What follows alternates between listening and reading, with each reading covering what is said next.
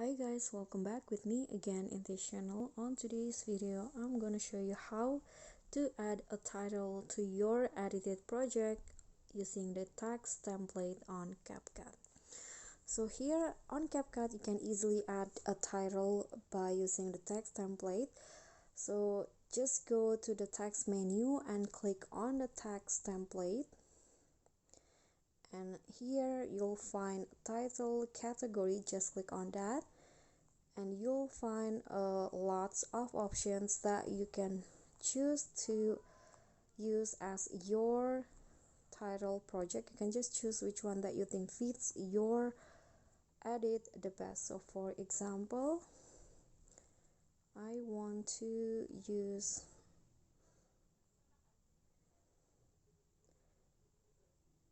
this one's right here. Tell me when.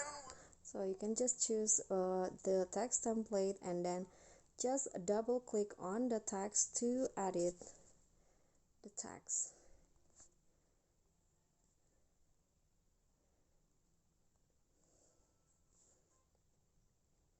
So double tap like this.